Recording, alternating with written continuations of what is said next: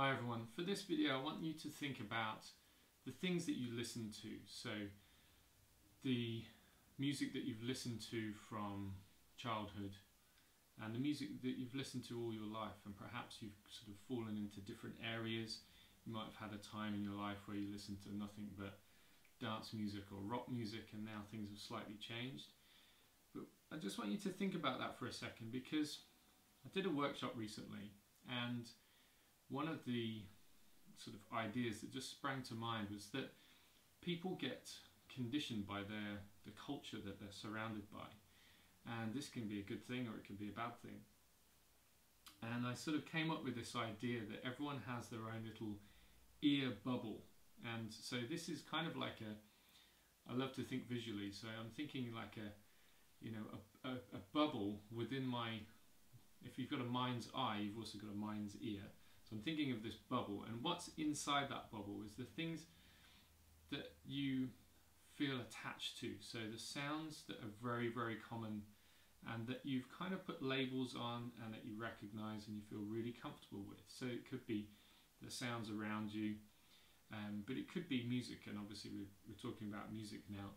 So think about the music that you've listened to, and perhaps you want to explore a new style of music. Let's say you are a classical musician, but you want to explore jazz. Now, in order for you to kind of accept new things into this ear bubble, you need to listen to them and start to identify, recognize, make peace with them almost. I had a student who has spent all her life in the classical world, being classically trained, and the first time I played this chord to her,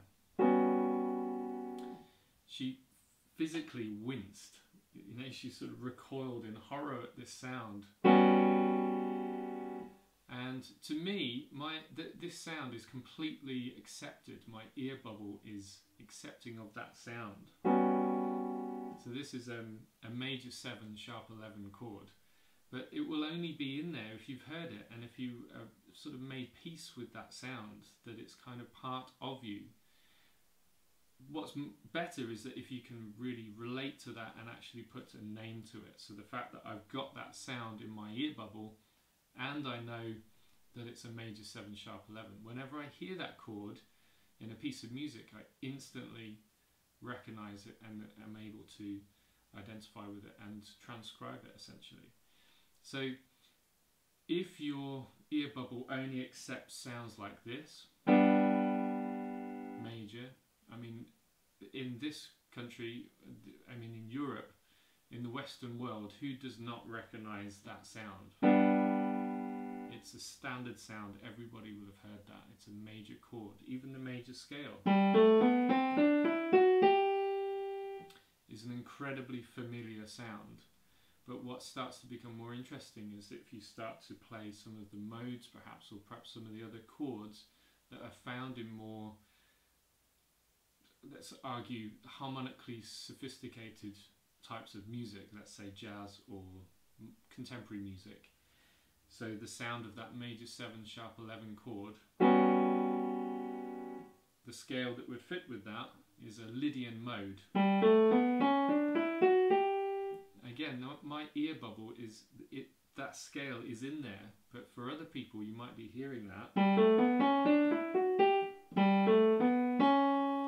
and wincing. A lot of classical musicians or classically trained musicians have this idea that music is right or wrong, and when you get to the point where I'm playing this sharp 4 or sharp 11 on purpose,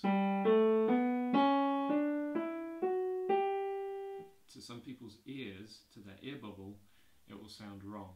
So basically the point of this video is to think about what is inside you, what is in your ear bubble, and perhaps be open, create a little channel or gate into this bubble so that you can allow new sounds into it, explore them, get to know them, put names to them, and have fun with it, so that you can recognize new sounds and just have a deeper understanding of this amazing art form that is music.